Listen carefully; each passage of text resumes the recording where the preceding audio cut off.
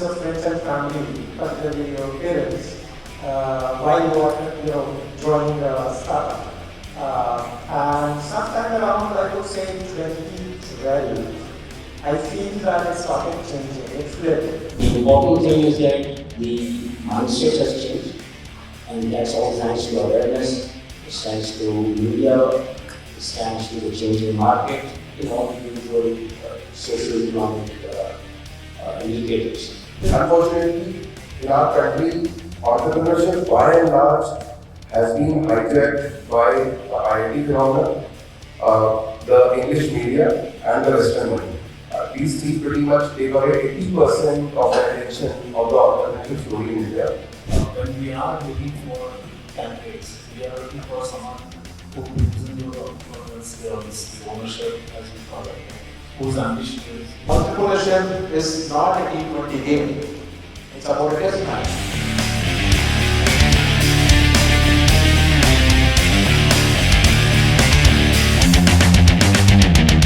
A big round of applause for all our dignitaries on stage, and I will leave to our moderator to take the session forward. Thank you so much for that introduction, and it's great to be here at the Hyper event, and excited to moderate this great panel. And we have a diverse set of views. We have views from entrepreneurs, we have views from recruiters, and senior HR executives, and we'll also have views from the area of micro entrepreneurship and how to think about entrepreneurship in a different context as well. So, I mean, before this panel discussion, we just having a conversation and came across this very interesting statistic from a recent study that Hypro has done, that basically 67% of students polled in the survey in mostly engineering and technical colleges want to start up in a span of next 10 years after passing out. So that's a very interesting statistic, and would love to hear views of Amod and Sanjay on this to understand. I mean, how has entrepreneurship or excitement to entrepreneurship among students changed? Because both of you have been part of the startup ecosystem and been looking at entrepreneurship for a long time. So, Amod, you want to start with this? Sure, I think firstly it's very good that we have a lot of students thinking about entrepreneurship.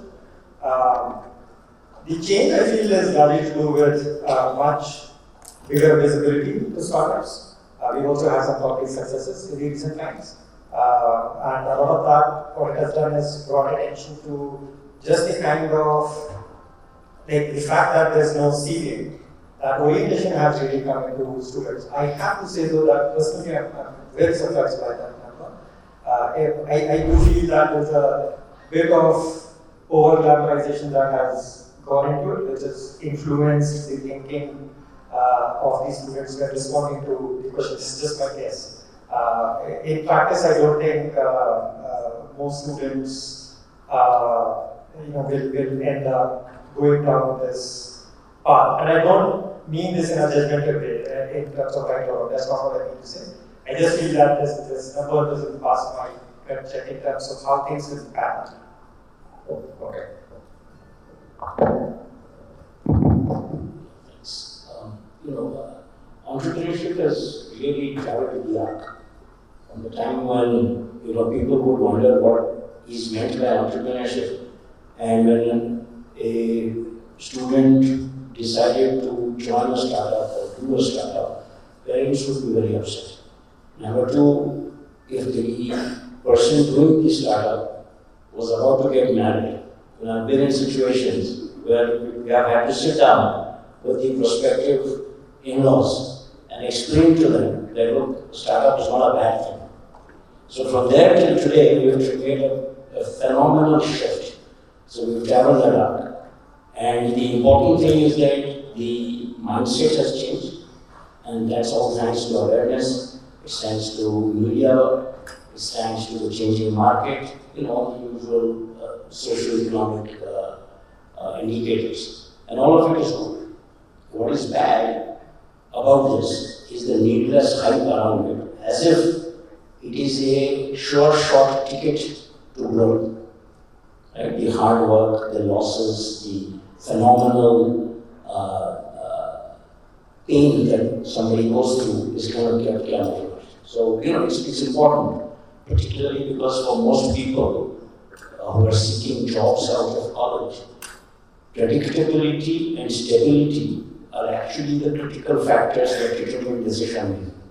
Whereas the sex appeal and glamour of a startup is really is at odds. Right? So let's stop here and talk about it more. So, Rishi, in your experience, how has that changed since you were in campus? So I will pick up the cue from where Sanjay talked about that entrepreneurship today is a lot more fashionable, socially acceptable, and which was not the case 25 years ago. The other fact I will say that, again, picking up from what he said, that today it is so fashionable, has so much of glamour, but since we are talking about the academia here, and I remember one shlok in Sanskrit we learned in school, which was about students. Kaku Cheshta, Bhagodhanam, Shwan Nidra, Alpahari, Gratyagi, Iham Vidyarthi, Panchakshram.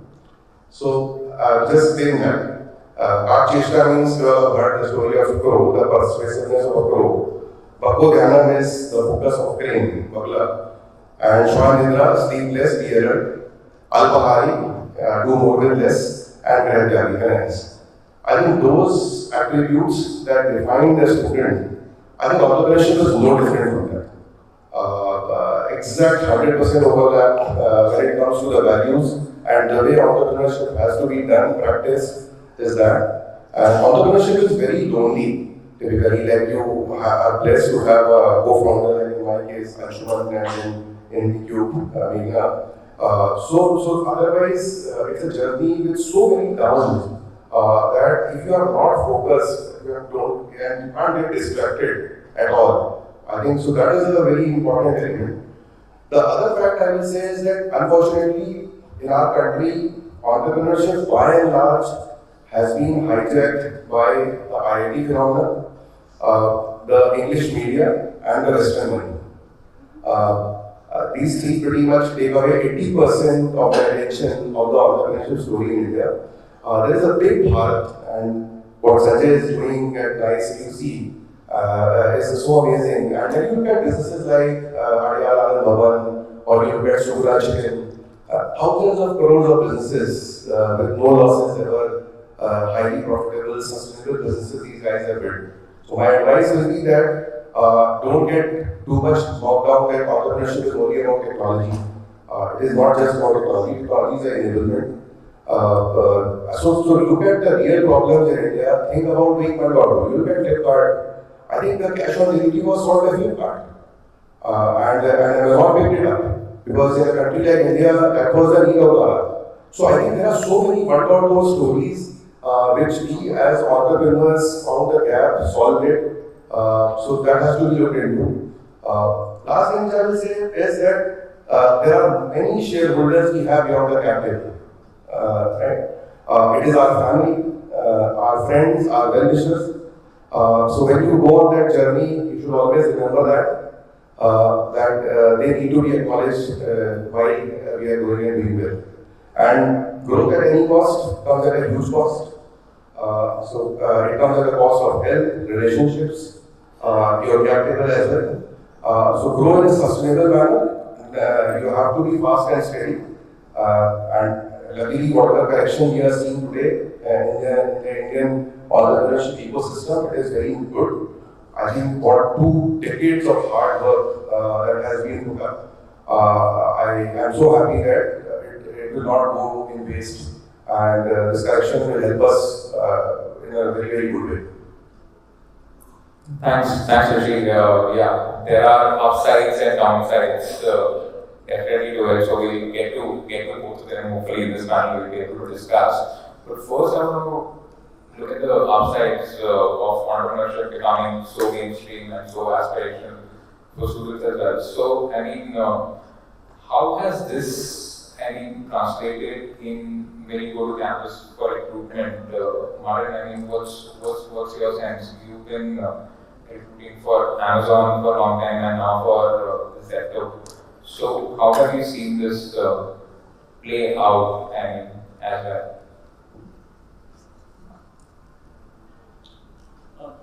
So I think I will first usually talk about my situation. So when we are looking for candidates, we are looking for someone who brings in those entrepreneurial skills, the ownership, as we call it, right? Who's ambitious, wants to just take up.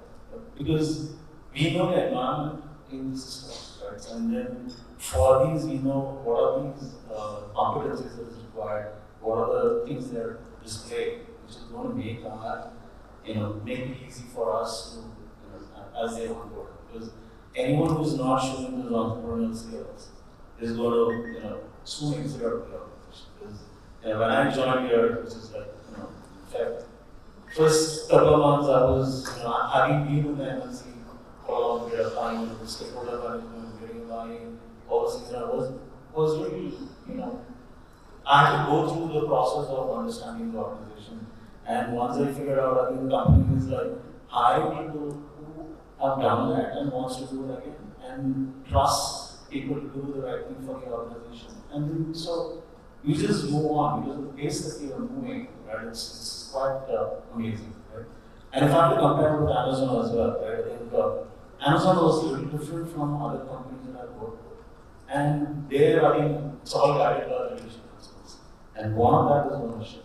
And so we are, and I think depending on the level that campus, I think one of the things we'll be looking at also because you don't test for competence, technical skills or the experience per se, but is the person taking initiative, wants to do something particular. I think those were some of the things. And personally for me is I can leave out anything, but if someone has got ownership, I believe the person will do the job for me in a really good manner. Because for me, personally, when I'm hiring for my own team, I look for that ownership aspect of because anything else will come second. Because if you are showing that ownership, I know the person will not stop and solving the problem, whether it is his or her own areas or sees a problem that is in the organization level, picks it up and does it. That's my process. What are one or two of your questions to test for entrepreneurship? What are one or two of your questions to favorite questions? I have to keep it to the people in there. But yeah, so actually I've been trained in 11 years in Amazon. I was a car raiser there as well. So questions around what have you done beyond your scope of work, or you have someone. Some less complex, but the larger ones is what is the customer problem that you solve, right? So is it, and when did you go out of your way to solve a customer problem? And pretty much depends on the complexity of the response, kind of determines what kind of ownership or so questions around those areas. So I think those are kind of answers. And plus obviously ambition, right? So what do you want to do? Are you risk-taking equity? These are some of the other qualifiers that helps.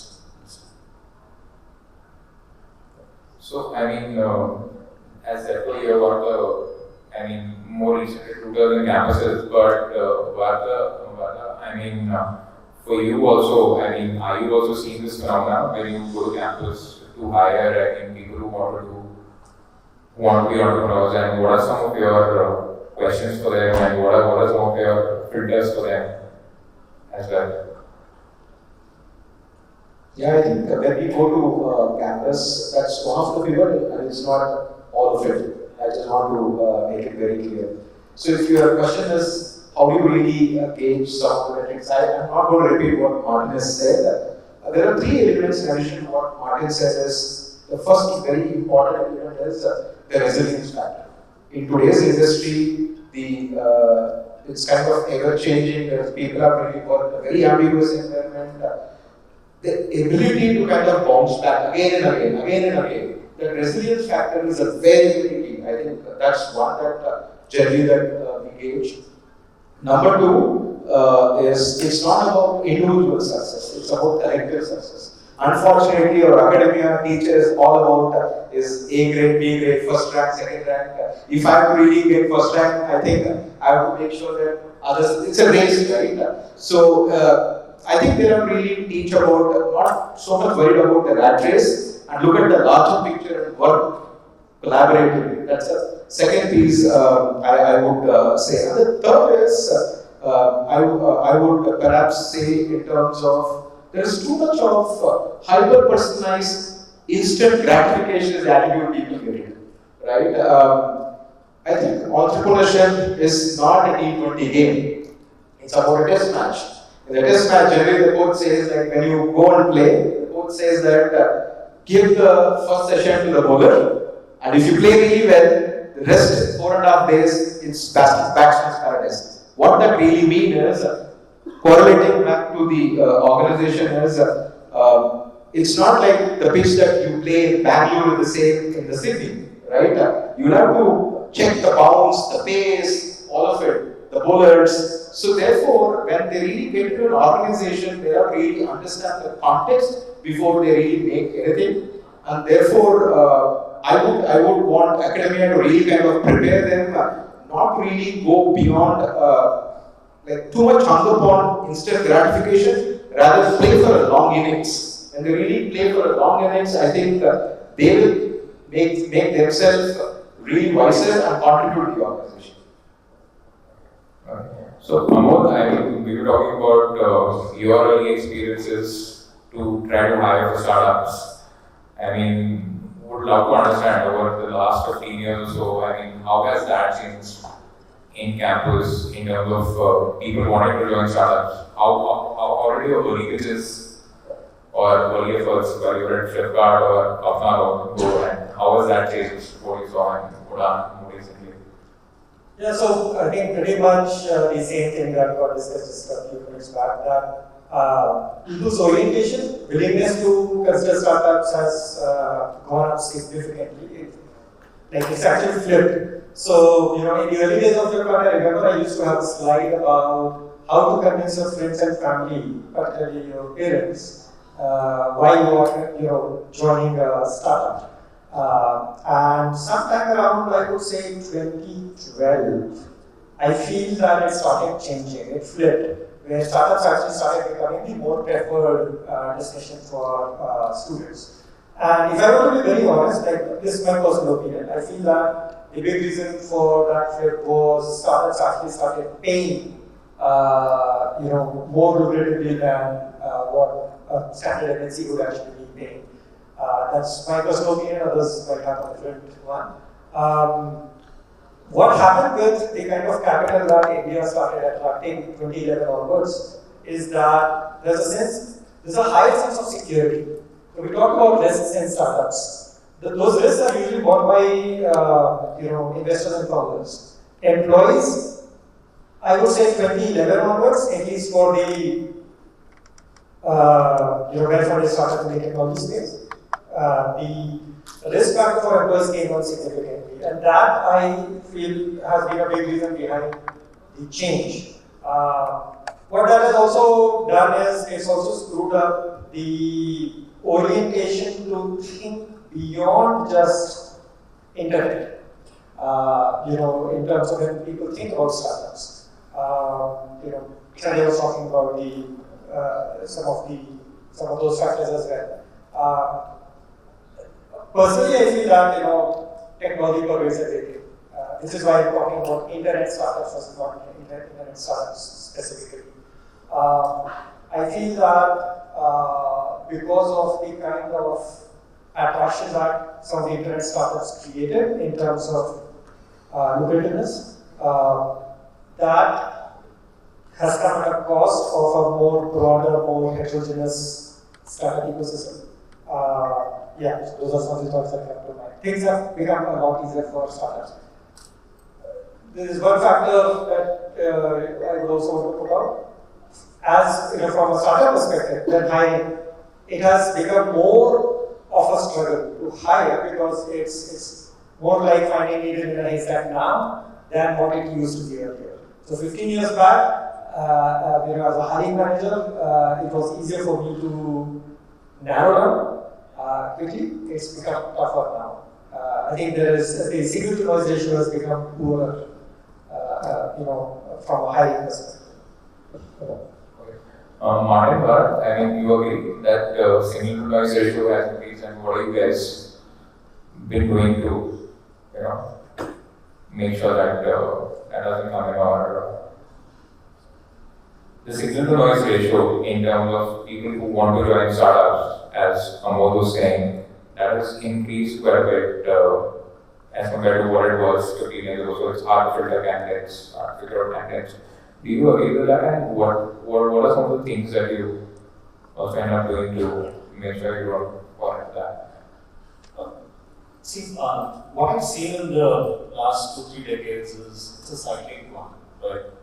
I agree with Amod saying that things changed around 2011, 2012 when it was easy to attract people in startups, right? So, and this was the same trend in the late 90s, right? So there were a lot of lockdowns and it was easy to hire some people into startups, right? So, but after the lockdown burst, it was very difficult to convince people to join startups.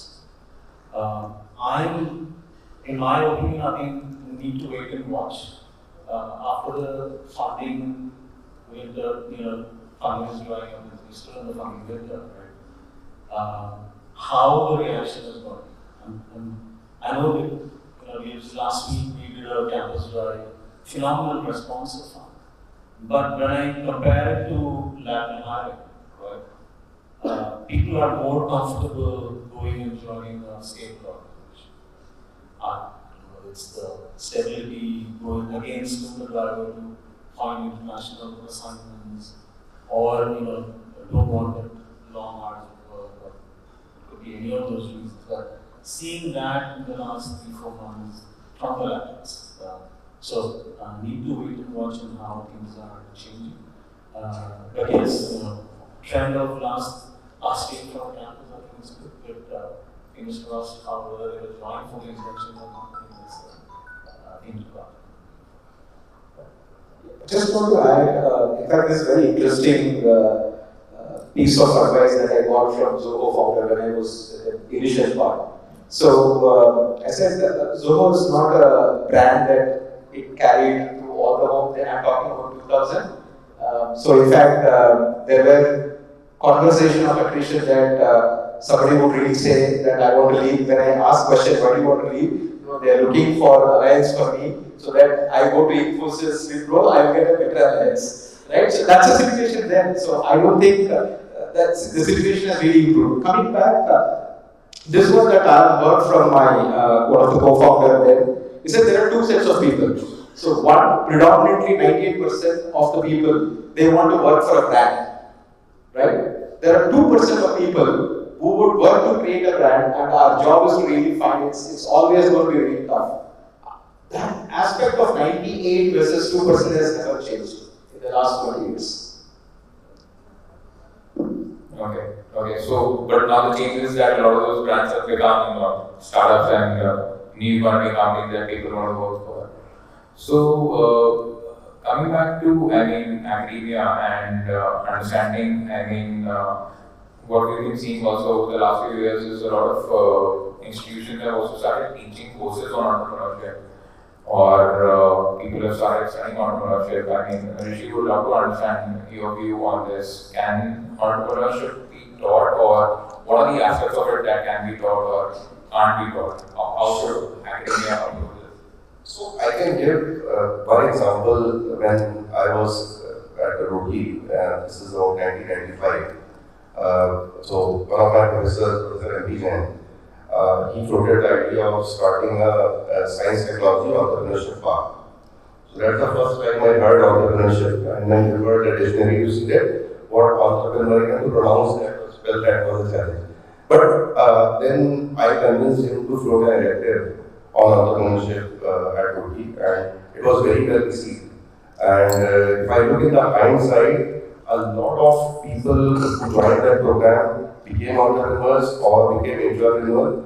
So in some ways, I think providing the platform does help people to formalize their thought, gets their construct right. And there is some element of science, I will say, which is definitely there to a startup because all of us as engineers, any graduation we do, we lack a lot of areas which are typically required to run the company. And then I will still say that 70-80% of entrepreneurship is art, it is not science. So only thing what colleges can do is tell their students which are the right role models, typically bring them a lot of their alumni with whom they can interact. And I don't think they need to do anything specific. They need to be more of a facilitator and always look at enhancing, encouraging the risk quotient. I think Professor Sadagopan in his inaugural address said a very good thing, that why people look at their first salary? Why did people look at the last salary of somebody's career and where they ended up? So I think this obsession with the first job, the first salary, I think that is where the colleges have to downplay and promote that basically the risk quotient. Yeah, I think this is what colleges can do and should do.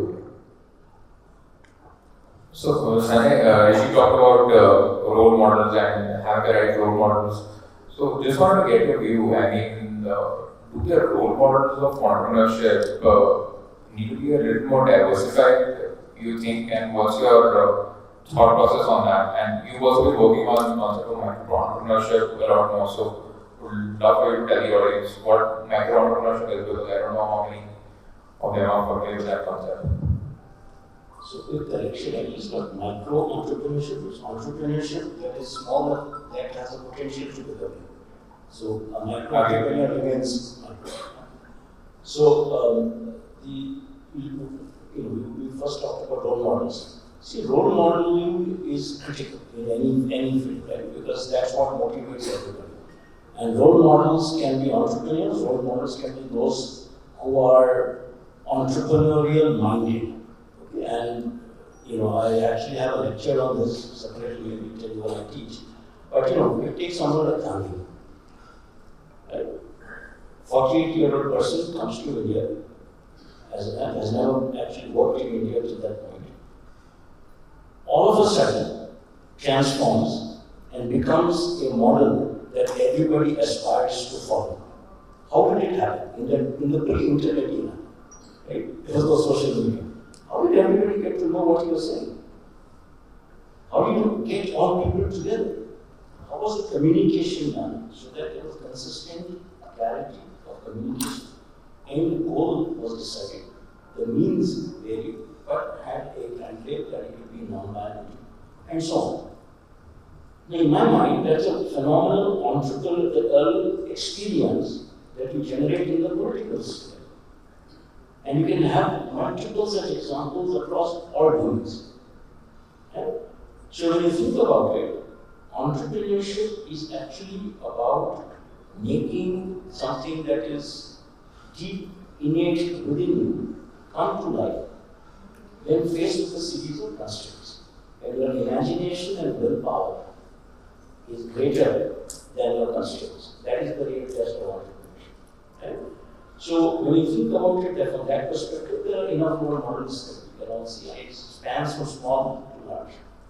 Coming to the other point about quote-unquote the micro-entrepreneurs, which is the non-tech, I would call it, in that sense that entrepreneurship is there everywhere. I'll give you so many examples. You take Amul. Is it an example of entrepreneurship? It is. It is quite phenomenal.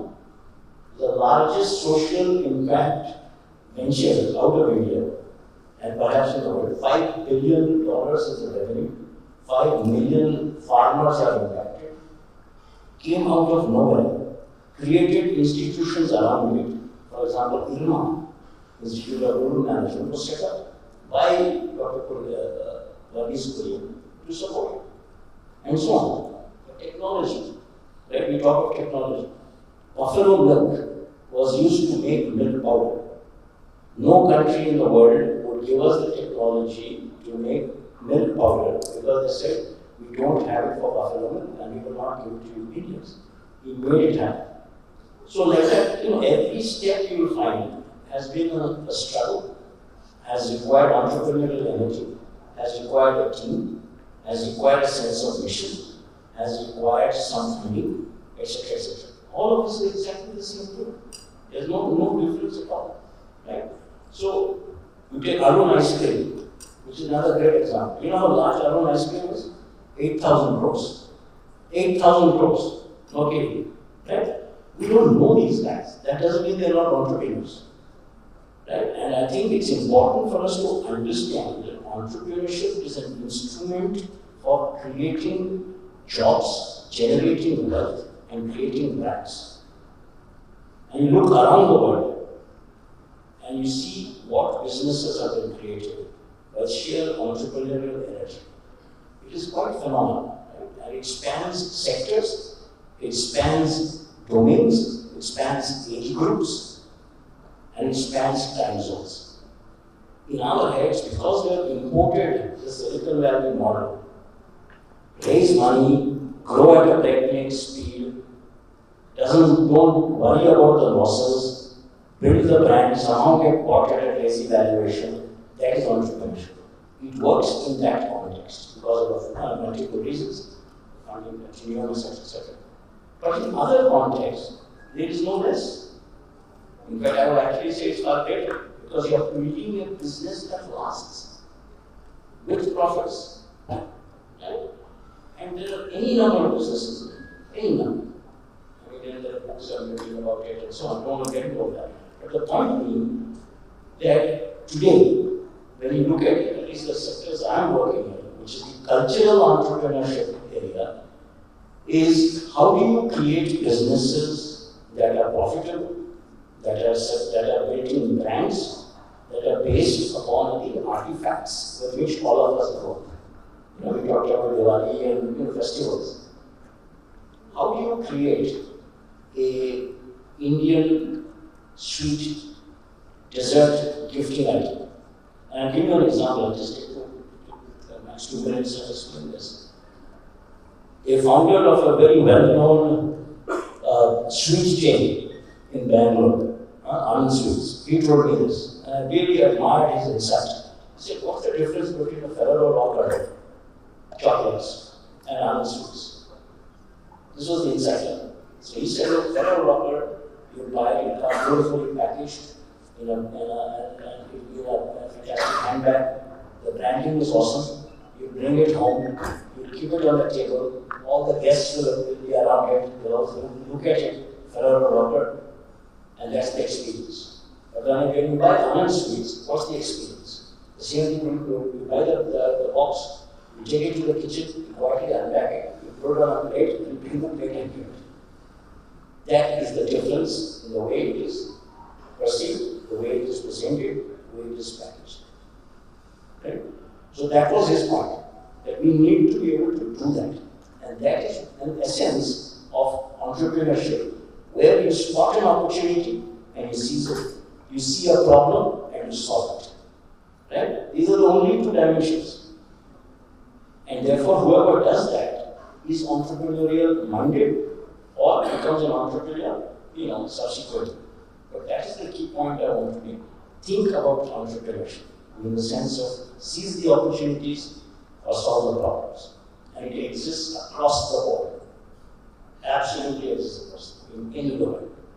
But I'm sure in your experience you have seen also a lot of startups or tech companies also end up working with a lot of micro entrepreneurs and small businesses. So are you seeing any change or any pickup happening in that? And Amol, if you have any point of view on this, since Udan ends up working with a lot of small entrepreneurs as well, so would love to get your perspective on this as well. Yeah, so just an example of a company called Osha. It's an IoT company. What do? He's got a smart device. He puts it onto the handlooms of small entrepreneurs so that the end buyer knows whether it it is handmade or it is power and based. Use of technology for a traditional business, and because of the entire environment of sustainability and our data conscious consumerism, people want to know that this is actually a handle or power. So how do we know that? Is built technology to solve. Right? And of course, financial services is all about catering to the last mile, financial inclusion, so there are kinds of technologies for that, there is lending payments, etc. So, like I said, the opportunities are all around. We just need to have eyes open to see. It's all there. So, I pretty much share most of the points that Sanjay talked about. I think the opportunities are all around us. I also feel, I'll tell you a part where I don't know if it's a disagreement, but I would just lay over a different level. It's definitely true that we have, I think as a society, we significantly overemphasized on some of these superstars, so-called superstars of the startup ecosystem, and that's, I feel, it actually sets the wrong tone in the ecosystem. It glamorizes things, when the journey is actually quite painful, right? So, but we have to be mindful that if we as a society have to be extremely forward-focused, we have to develop capabilities and enterprises in areas for the future, right? And some of those areas do require capital, and so you should definitely not sort of, for lack of a better word, I would just say demonize. We should certainly not demonize capital. I think we'll find good and bad examples in every kind of area, every kind of sector. We've got to make sure that we are investing deeply in all of these opportunity areas which are going under the radar. At the same time, we as a society have to make sure that some of the more talked about areas in terms of digital investments, for example. AI is one of them, okay? AI is one of them, on the computing side of things, there's a wide variety of things. Just because the sector got overheated, we should certainly not, we shouldn't try to, that comparison is often enough artificial on both points of view. I just feel that the general principle that opportunities are everywhere, we need to focus on getting people excited about building things. It could be by starting a venture, it could be about joining an early stage venture. All of them are great things. Just conversing at that wavelength is much easier for me than getting into other kinds of conversations. Okay. And also, I mean, in the West, obviously, we've seen a lot of, professors or folks on campuses start AI companies also. Why do you think that's not the case in India, or what do you think is missing on that side? Yeah. I should have brought up AI actually. It is a super interesting sector. I think the framing of the question, I would probably frame it differently. What we got to make sure is, if we were to look at all the developments in AI, in India we are not really getting very known for foundational developments. We are focusing a lot more on the productization of AI, in what ways we can deploy it and stuff like that. And I feel that that's one area where academia and industry could really work together to focus on things that are both foundational and in product. We are currently way too over-indexed on the productization side. Part of it is that the foundational pieces have been taken away significantly by high capital area. But I also know of enough research that is happening, which doesn't require as much capital. But those conversations get drowned out often enough when we end up conversing about AI. So, yeah, I mean, those are some of the thoughts that come. Okay. I think we are running out of time, so I would just like to ask last question before we open it up to the audience for questions. So, one thing that I would like to ask everybody on the panel is from the academia point of view. I mean, what is one thing that you guys would like academia to do or not to do in terms of promoting entrepreneurship? We can start with you, Sanjay. I think the first thing I would recommend academics to do is to step out and get involved with the real world, what actually happens out there. And I think it's a very important thing because in India, and this conversation has been going on for many decades in the country, that academics in India are actually, closeted and away from the real world, and vice versa. The jugalbandi between industry and academia doesn't happen. So, maybe tagging on to what Sanjay said, there are lots that we do for students on internship. So, I'm just trying to really invoke a thought here. How about professors having an internship with the organization? It has their benefits, right? They come with a very rich academic knowledge. When they collaborate with an organization benefits. Similarly, when professors collaborate in an organization, they take the real crux of what industry is doing and they can go and impart to the academia. That's number one. Second, as the corporates, can they really contribute to academia in terms of their course curriculum, right? Bringing out the right cases and then also go and start sharing it. So these two would be like, I would be a great starting point it's going to be a great foundation. These are my two thoughts. So two things, the first one is exactly what you said, better collaboration. At Flipkart, that's one of the things that I've started. Sharing problems with academia, getting a group of students to actually work on those problems, which is something that we continue to run. I would love for the academia to also do better industry reach outs in getting what are some of the most pressing problems which can act as research problems for us. Right? Those are not big enough problems for you today, but 5x scale, you would start facing heat on it. So those kinds of sharing those problems and getting students, groups of students to work on. That's one. Second is, as a country, there's a lot of DPI work that we end up doing.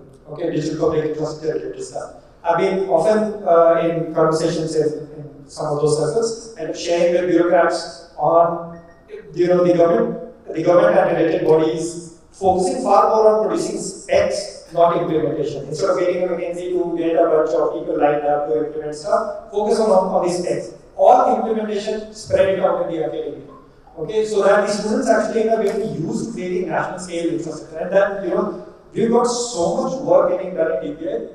It would be through open source instead of the kind of open source washing that often happens in the remote DPI. So those kinds of problem statements end up with being shared with the academia and good students getting trained on it. So these two things. Couple of points to clear in. Reduce over-indexing on the first salaries and the breakpoint, and also see that how more and more startups can be involved into a given campus. In terms of, for example, if you look at placements, I'm sure there will be a mechanism in which colleges will be treating startups differently from, say, a large MNC. Because startups cannot plan that long. They can't go to so many colleges, they can't do those kinds of other. So if you can enable more of that, I think that itself should foster a lot more entrepreneurship or entrepreneurial quotient among the students. Rather than boxing the entire success factor into two main things, which is the grades, number of graduates that passed out, or number of placements that have been done, that shouldn't be the success factor. That shouldn't be the only success factor for academia. I think for me and personally, if you can open the minds of the students, right? So I'm making a very philosophical statement. The role is to nurture, open their minds, making them, build their thinking, learning mindset, right? And provide them the scope about what's available in the world, what are the avenues that they can venture out, right? I think that is the role I would like the academia to focus on rather than, top 10 MNCs placements or, my graduates are X CGPI and those kind of things. I think if you can open their minds to those, avenues, there are plenty in the world. I think that would be a great thing that we can do for students. Thanks, Martin. Thanks, everyone. So we have time for 1 or 2 questions from the audience. Any questions?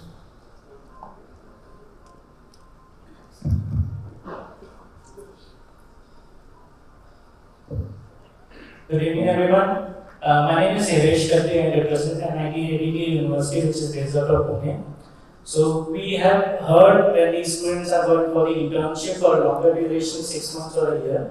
After the completion of the internship, they have been absorbed in the same organization by giving the PTOs. Same thing happened with the faculties. So we have sent these faculties into the internship model, which we were saying, into the organization. So when the faculties have gone over there, 3 months we have released them, we were paying the salaries to them. We have signed an agreement with them, proper agreement on this and that they are not going to leave the organization for 3 years after completion of this training into the industry. And if you are going to leave, you have to pay out the 3 months salary plus 2 lakh rupees. Right? And after the completion of this 3 months training, rigorous training, when they were into the industry has offered the job to them. So the faculty has, like it was a PPO to them, internship plus PPO to the faculty. If we are going to send the faculties for the internship into the industry, how to tackle this situation? Interesting question. And one more thing, it happened not with one organization, 3 organizations. So I'm not really saying this is a good thing that's really happening. I'll give you an example. In Flipkart, like people say it's the poster boy of all startups, right? Do you know like how many entrepreneurs that Flipkart had produced? Any number? Just give a number. Yeah, maybe Anshuman, you're back on. It's like more than 300 entrepreneurs as on date in less than 1 decade, right? What does that really mean? Can Flipkart think like, oh, I get a bright talent into the organization, I train them, and then they go out and they really kind of get a startup on their own? Is it a good thing or a bad thing? It's a good thing for them. Yeah, it's a good thing for both the ecosystem and also for the organization. I'll tell you why it is a good thing for a company, right? See, this message of Flipkart being an entrepreneurship factory is being kind of widely spread. Therefore, what it really means is the rate at which the brain drain that really happens, it is more than 10x, it attracts the entrepreneurs into Flipkart, right? So people who want to become an aspiring entrepreneur, this is going to be the breeding ground, they really come here, right? The same situation replicate there. For example, like of the 10 professors who went for professor internship, you lost 2 people, and then now you say like, hey, you know what, people are employable, they're going elsewhere. You're going to really attract more and more professors who have that urge. I'm going to say that you should celebrate that rather than regretting that. I differ over here. I will say that I don't know how many organizations will be comfortable, I'm talking about corporate, sending their employees for a training program and eventually being happy about losing them. Let's put the corporates in that place. Corporates are so wary about hiring people undergrads from IITs, the top IITs, purely because they know most of them will go to their masters. That was the situation many years back. So I think my view is that this is not going to in any way develop a trust. I think those organizations should be named and shamed on the social media, if not anything more, and they should stop. Otherwise, I don't think that we are building anything trustworthy in this arrangement. Sorry, the concern over here is when we are sending the faculties for the training, or you can say internship into the organization. The purpose is when the faculties are getting trained and coming back to the organization and training the same thing which industry is doing to the students. When the faculty is not coming back, what we are going to teach? We are not going to recruit faculties again and again and sending in different organizations, and the same faculty is going to get absorbed into the organization. In that case, what we are doing, we are. I'll give a last. I'll try last. Give it a last. Like if it's going to be 10 on 10, then all the professors go and then you lose them to an organization. It's a real problem. I assume it's going to be 1 on 10. It's not that every organization like. I don't want to name the organization. One organization we have sent 4 faculties. Do what the corporates do, retain their corporate offer. That's how it works. When you're talking about the culture of the academic is totally different, corporate is totally different. The salaries which corporate is offering, academics cannot offer. This is one. That's a mindset. That's a mindset. No, organizations, say suppose if the organization is offering the package of 1.5 lakhs monthly, academics cannot offer. Because there are certain norms, the income which organization or the academic is getting, it is on the basis of the fees which we are getting. Students' fees. That fees is again regulated by the government of India. We cannot charge fees beyond certain limit. Wherein you don't have any such limit if you are producing one of the product. It is you can start talking about constraints, but I think in the interest of time, I mean, move on further on this. Let's take this offline. I think it's a quite complex problem only for Ghana. So I'm sure the speakers will be available offline to discuss this. Well, with that, ladies and gentlemen, let's give a big round of applause to all our panelists and our moderator for such a fantastic discussion.